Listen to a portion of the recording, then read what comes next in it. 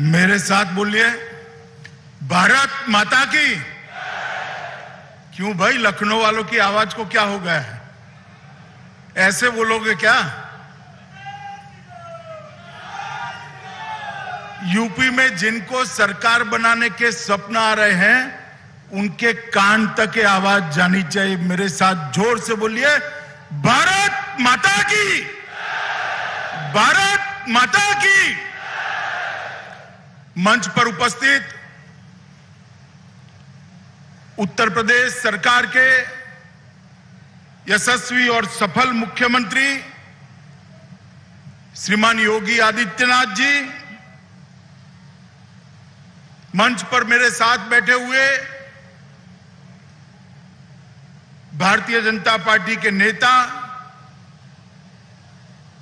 और राज्य के उप मुख्यमंत्री भाई केशव प्रसाद मौर्य जी, उप मुख्यमंत्री उत्तर प्रदेश श्री दिनेश शर्मा जी, जिनके नेतृत्व में भारतीय जनता पार्टी संगठन का काम कर रही है, ऐसे यूपी भाजपा के अध्यक्ष भाई स्वतंत्र देव सिंह जी, यहां की स्थानीय विधायक और उत्तर प्रदेश सरकार में मंत्री श्रीमती स्वाति सिंह जी, उत्तर प्रदेश के डीजीपी श्री मुकुल गोयल जी, उत्तर प्रदेश के अपर सचिव गृह अवनीश कुमार अवस्थी जी, आज यहां पर जो इंस्टीट्यूट बनने जा रही है, जिसका पूरा इसका मार्गदर्शन, उसकी तकनीकी सहायता और इंस्टीट्यूट के अंदर जो बच्चे पढ़ेंगे उनको फॉरेंसिक साइंस यूनिवर्सिटी गांधीनगर के साथ संबंध किया गया है। इसके कुलपति डॉक्टर जे.एम. व्यास जी और आज यहां पर उपस्थित प्यारे भाइयों और बहनों, आप सभी को मेरा प्यार भरा नमस्कार। कोरोना काल के कारण बहुत लंबे समय से मैं उत्तर प्रदेश आया नहीं हूं। आज बहुत लंबे समय के उत्तर प्रदेश की भूमि पर आकर आप सब से मिलकर हृदय में अपार हर्ष की और उत्साह की भावना होती। आज लोकमान्य तिलक, उनकी पुण्यतिथि भी है। आज ही के दिन तिलक महाराज ने अपना देह छोड़ा था। आजादी के आंदोलन में तिलक महाराज के योगदान को ये देश की जनता, देश का इतिहास और आने वाली कई पीढ़ियां भुला नहीं सकती। तिलक महाराज ही एक व्यक्ति थे जिन्होंने कहा था, सबसे पहले कहा था, आजादी मेरा जन्मसिद्ध अधिकार है। और वो नारे ने उस जमाने में अंग्रेजी शासन की नींव हिलाकर रख दी थी। और तिलक महाराज ने उनके समकालीन लाल बाल पाल के ये तीनों विभूतियों ने पूरे भारत में जो आंदोलन खड़ा किया, जिसकी नींव पर आज हमारा देश स्वतंत्र बनकर दुनिया के सबसे विकसित देशों की दिशा में आगे बढ़ रहा है। मैं आज तिलक महाराज को विनम्र श्रद्धांजलि देना चाहता हूं और मैं आशा करता हूं कि उनके सिद्धांत और उनकी देशभक्ति का जज्बा आने वाली पीढ़ियां ग्रहण कर देश को आगे बढ़ाती जाए। मित्रों, आज मैं उत्तर प्रदेश में आया हूं। 2013 से 2019 तक 6 साल तक उत्तर प्रदेश में भारतीय जनता पार्टी के संगठन के लिए मैंने बहुत भ्रमण किया है। जिले जिले में गया हूं, तहसील तहसील में गया हूं, असेंबली सीटों का भी दौरा किया है। वो इसलिए पहले का उत्तर प्रदेश मुझे ठीक तरह से याद है। चाहे पश्चिम के अंदर भय से मारे लोग क्षेत्र छोड़कर जा रहे हों, चाहे महिलाएं अपने आप को असुरक्षित महसूस करती हो, चाहे भूमाफिया गरीबों की और सरकार की भूमि को अवैध रूप से अपने कब्जे में लेते हो, चाहे दिन दहाड़े गोलियां चलती हो, चाहे दंगों से ग्रस्त उत्तर प्रदेश हो। 2017 में भारतीय जनता पार्टी ने एक वादा किया था कि हम उत्तर प्रदेश को कानून और व्यवस्था की दृष्टि से ठीक बनाएंगे, उत्तर प्रदेश को विकसित प्रदेश बनाएंगे। और आज जब मैं 2021 में यहां पर खड़ा हूं तो मैं गर्व के साथ कह सकता हूं कि योगी आदित्यनाथ और उनकी टीम ने उत्तर प्रदेश के कानून और व्यवस्था को देश में सबसे आगे ले जाने का काम किया। यही तो परिचय है भारतीय जनता पार्टी का। भारतीय जनता पार्टी की सरकारें जातियों के आधार पर नहीं चलती। भारतीय जनता पार्टी की सरकारें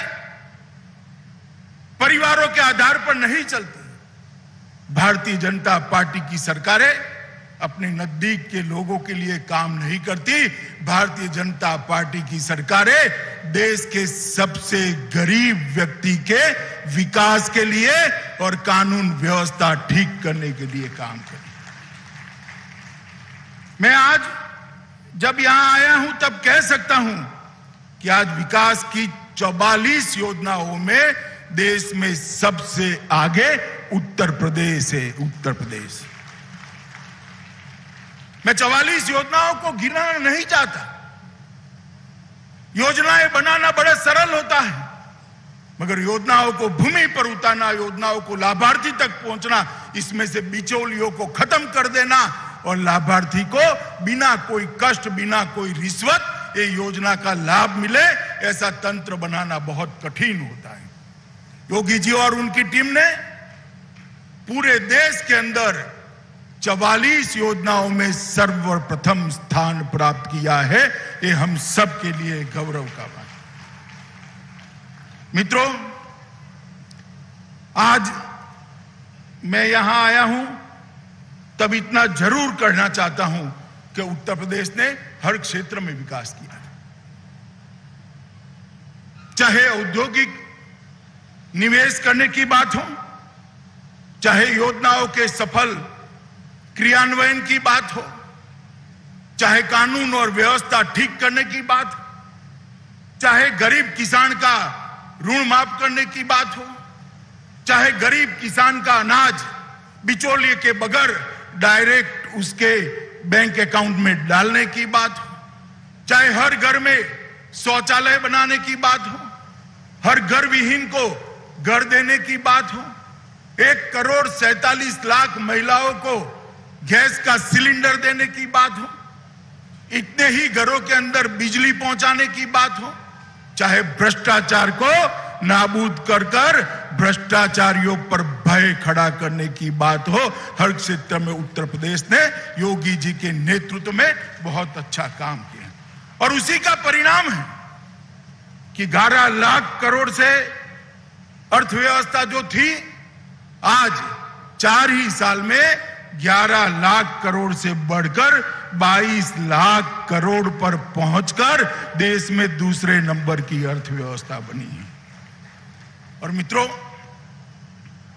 कोविड के दोनों लहरों में उत्तर प्रदेश शासन ने योगी जी के नेतृत्व में बहुत अच्छा काम किया है। यहां की आबादी, यहां की जनसंख्या, गांव में फैला हुआ प्रदेश, 22 करोड़ की आबादी, शायद पूरे यूरोप से ज्यादा आबादी अपने उत्तर प्रदेश के अंदर है। और इसके अंदर बारिश में परंपरा से मिली लचर स्वास्थ्य सुविधाएं, उसको चुस्त करना, दुरुस्त करना और लोगों की सुरक्षा करना, आज वैक्सीनेशन में भी उत्तर प्रदेश देश में सबसे पहले हैं, बेड बनाने भी सबसे आगे हैं, टेस्टिंग में सबसे आगे हैं और उत्तर प्रदेश के नागरिकों को सुरक्षा देने में भी आज आगे हैं। मित्रों, हर क्षेत्र के अंदर ये जो प्रगति हुई मोदी जी के नेतृत्व में, भारतीय जनता पार्टी की सरकारें जिस प्रकार से संवेदना के साथ जनहित का कार्य कर रही है, उत्तर प्रदेश उसमें सबसे आगे है।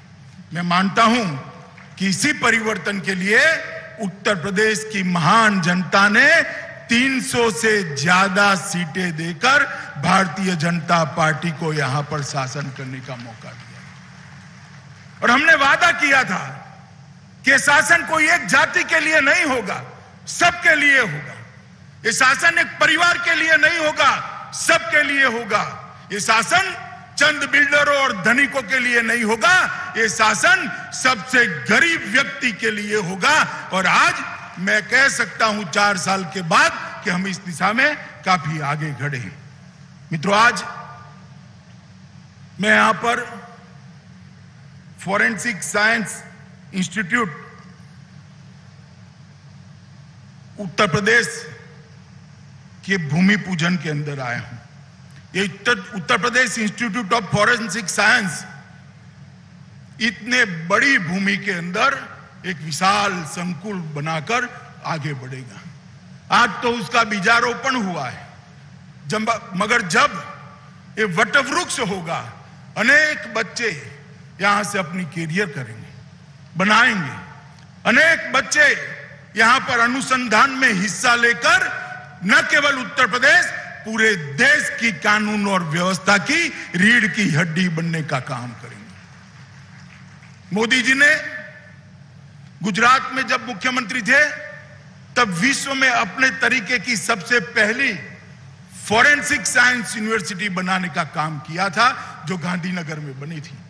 मेरा सौभाग्य था कि उस वक्त भी मैं गृह मंत्री था और मोदी जी जब प्रधानमंत्री बने 2019 में, उन्होंने राष्ट्रीय फॉरेंसिक साइंस यूनिवर्सिटी बनाई, जो गांधीनगर की यूनिवर्सिटी को राष्ट्रीय फलक पर करने का काम किया। आज इसके साथ ही संबंध Uttar Pradesh state institute of forensic science यहां शुरू होने जा रहा है और यहां पर लगभग 200 करोड़ खर्च करा जाएगा और भारत सरकार ने यहां पर डीएनए केंद्र हेतु एक 15 करोड़ की राशि अनुमानित करी है, जो डीएनए के लिए देश में सबसे आधुनिक और सर्वोच्च संस्थान यहां पर बनाएगा। यहां लगभग 150 छात्र शुरुआत में हर साल ग्रेजुएट होकर बाहर निकलेंगे और 350 से ज्यादा फैकल्टी भी होंगे। एक प्रकार से फॉरेंसिक साइंस के क्षेत्र के अंदर शोध, अनुसंधान और उसका प्रैक्टिकल एप्लीकेशन, ये तीनों को समाहित करने वाला इंस्टीट्यूट बनेगा। यहां पर फॉरेंसिक विज्ञान, behaviour science, civil and criminal law का एक रिसोर्स सेंटर भी अपने आप में बनकर पूरे उत्तर क्षेत्र के सभी प्रदेशों को न्याय मदद करने का काम करेगा।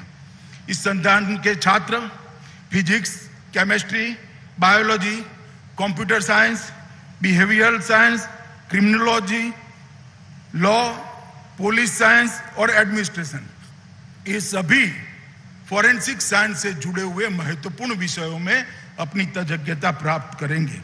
और UP state institute of forensic science Lucknow, मुझे पूरा भरोसा है कि योगी जी के नेतृत्व में ये देश भर के पुलिस आधुनिकीकरण के इतिहास में एक मील का पत्थर साबित होगा। मित्रों, आज यहां पर जब मैं आया हूं तब मैं बताना चाहता हूं, मोदी जी ने पूरे देश के कानून और व्यवस्था को बल देने का शुरुआत करी। गृह विभाग में मोदी जी के नेतृत्व में अनेक प्रकार की नई शुरुआतें की। वैसे तो कानून और व्यवस्था राज्यों का विषय है, मगर केंद्र कुछ ऐसे इनिशिएटिव ले रहा है जिससे समग्र देश की कानून और व्यवस्था की स्थिति को मजबूती प्रदान हो। जैसे forensic science university, national forensic science university Gandhinagar की रचना से आज देश भर में इसके साथ एफिलिएशन प्राप्त कर कर अनेक कॉलेज शुरू होने जा रहे हैं। मुझे विश्वास है 2024 के पहले देश के आधे राज्यों के अंदर फॉरेंसिक साइंस कॉलेज की शुरुआत हो गई होगी। और मित्रों, दो सिद्धि का प्रमाण हमारे देश में बहुत नीचा है। कई देश ऐसे हैं, इजराइल जैसे देश इसको 90% तक ले गए हैं। कई देश ऐसे 80%, 70% जो कानून की शिकंजे में आते हैं उनका दोष सिद्ध कर पाते हैं, मगर भारत इसमें पीछे है। इसका मुख्य कारण प्रोफेशनल शिक्षा का अभाव है। और फॉरेंसिक साइंस यूनिवर्सिटी वैज्ञानिक आधारों पर गुनहगारों को दोष सिद्धि में न्यायपालिका को मदद करेगी। और मुझे विश्वास है इससे सजा दिलाने का दर तो केवल बढ़ेगा ही, जब सजा देंगे और रिपीटेशन नहीं होगा गुनाह का, तब गुनाह का दर भी अपने आप नीचे आ जाएगा। इसके साथ साथ मोदी जी के नेतृत्व में 2020 में हमने राष्ट्रीय रक्षा यूनिवर्सिटी भी चालू करी। और ये राष्ट्रीय रक्षा यूनिवर्सिटी भी देश भर में अपने संबंध कॉलेजों को आगे ये कोर्स को बढ़ाने का काम करेगी, जिससे हमें ट्रेन मैन पावर मिलेगा। आज पुलिसिंग जो 20 साल पहले कल्पना थी वहां तक सीमित नहीं रहा। जाली note, narcotics, narco terror, terrorism, cyber अपराध, आर्थिक अपराध, हथियारों की तस्करी, गौ तस्करी, अनेक प्रकार के अपराध ऐसे आ गए हैं जिनके सामने लड़ने के लिए देश के पुलिस बल को सज्ज करने की जरूरत है। और उसी को दृष्टिगत रखते हुए ये नेशनल फॉरेंसिक साइंस यूनिवर्सिटी और राष्ट्रीय रक्षा यूनिवर्सिटी की स्थापना देश के प्रधानमंत्री नरेंद्र मोदी के प्रेरणा से गृह विभाग ने करी है। और मैं मानता हूं कि इसी के साथ अगर यहां से एक ट्रेन मानव बल प्राप्त होगा तो वो दिन दूर नहीं है कि हर जिले में उत्तर प्रदेश के एक मोबाइल फॉरेंसिक वाहन हम उपलब्ध करा पाएंगे और रीजनल एफएसएल के सेंटर भी बना पाएंगे। और उसके बाद 6 साल के ज्यादा जिसमें सजा का प्रावधान है, ऐसे हर गुना में एफएसएल को कंपलसरी कर कर दो सिद्धि का प्रमाण हम आगे बढ़ाने का प्रयास करेंगे। मैं कई बार कहता हूं पुलिस दो ही कारणों से बदनाम होती है, एक नो एक्शन और दूसरा एक्सट्रीम एक्शन। नो एक्शन भी ठीक नहीं है, अकर्मण्यता कानून और व्यवस्था को ठीक नहीं कर सकती, और एक्सट्रीम एक्शन भी ठीक नहीं है क्योंकि वो उसकी प्रतिक्रियाएं निर्माण करता है। तो नो एक्शन और एक्सट्रीम एक्शन से निकलकर जस्ट एक्शन की दिशा में, एक स्वाभाविक प्रतिक्रिया की दिशा में पुलिस आगे बढ़े, इसके लिए ये दोनों यूनिवर्सिटियां बहुत बड़ा काम करेगी। मित्रों, आज मैं यहां पर आया हूं तब इतना जरूर कहना चाहता हूं कि उत्तर प्रदेश के अंदर मैं अखबारों को पढ़ता रहता हूं, अनेक प्रकार के इधर उधर के बयान आते हैं, और चुनाव आने के बाद एक्टिव होने वाले राजनीतिक नेताओं की संख्या सबसे ज्यादा उत्तर प्रदेश में। बाढ़ आती है तो दिखाई नहीं पड़ते हैं, कोरोना आता है तो दिखाई नहीं पड़ते हैं। जब किसानों का अनाज आप खरीद नहीं रहे थे, किसान भूख से मर रहा था, दिखाई नहीं पड़ते।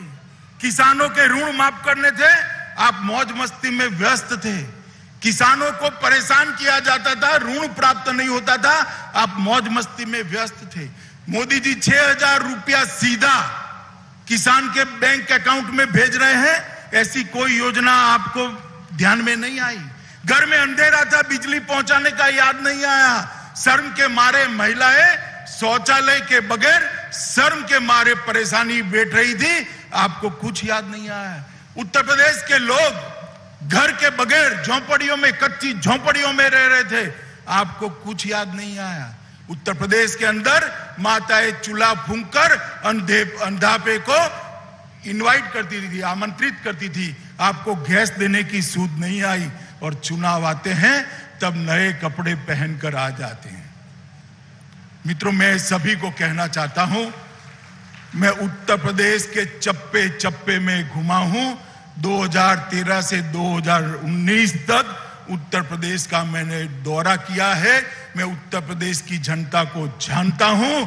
हमने जो 2017 में वादे किए थे, सारे के सारे वादे पूरे कर कर उत्तर प्रदेश की जनता का आशीर्वाद लेने के लिए हम जाएंगे। और जो सपना देख रहे हैं उनको मैं कहना चाहता हूं कि भैया, फिर से एक बार करारी हार का मन बना लो। यहां भारतीय जनता पार्टी की प्रचंड बहुमत से सरकार बनने जा रही है,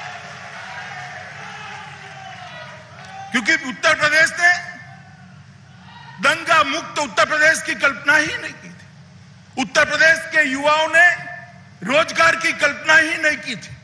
उत्तर प्रदेश के व्यापारियों ने सफलता के साथ किसी को टैक्स दिए, अनधिकृत टैक्स खंडनी दिए बगैर व्यापार कर पाएंगे, ऐसी व्यवस्था की कल्पना ही नहीं की थी। और उत्तर प्रदेश में इतने औद्योगिक निवेश को किसी ने सोचा भी नहीं था। निवेशकों का सम्मेलन भी कानून और व्यवस्था के कारण अखिलेश यादव जी को लखनऊ में करना पड़ा, लखनऊ से बाहर दिल्ली में करना पड़ा।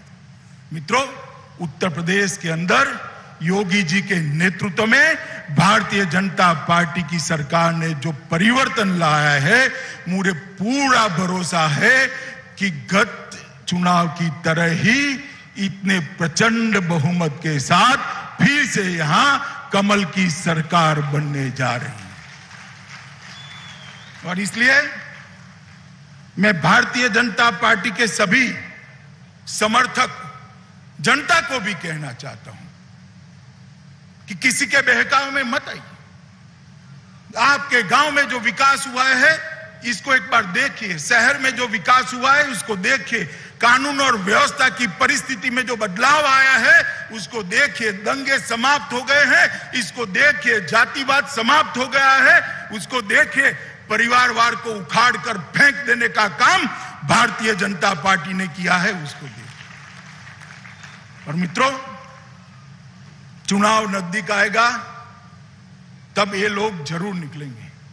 मेरे उत्तर प्रदेश की जनता को करबद्ध निवेदन है कि आप सभी लोग चहुमुखी विकास जो आया है उसको देखिए और उसका समर्थन करिए। मोदी जी के नेतृत्व में यहां योगी आदित्यनाथ, हमारे दोनों उप मुख्यमंत्री और उनकी पूरी प्रशासनिक टीम ने एक बहुत अच्छा काम किया है उत्तर प्रदेश को आगे बढ़ाने का। इसको और आगे बढ़ाने की जरूरत है। आज यहां पर जब मैं आया हूं तब मैं इतनी आशा करता हूं कि आज ये जो फॉरेंसिक साइंस इंस्टीट्यूट की स्थापना हुई है वो अपने तय समय में अपनी गतिविधियां चालू करेगा, जो कि यूपी सरकार का कार्य पद्धति है। और यहां पर बहुत जल्द बच्चे फॉरेंसिक साइंस के विषय को पढ़कर हमारी कानून और व्यवस्था को मजबूत करने में लगेंगे और उत्तर प्रदेश की कानून और व्यवस्था, देश की कानून और व्यवस्था को सुधारने में अपना योगदान देंगे। मैं बहुत समय के बाद आया हूं, इसलिए फिर से एक बार मैं कहना चाहता हूं कि उत्तर प्रदेश को, जनता को, उत्तर प्रदेश के लोगों को और हमारे कार्यकर्ताओं को मिलकर बहुत बहुत आनंद और सुख की अनुभूति होती है। फिर से एक बार सभी को नमस्कार, वंदे मातरम।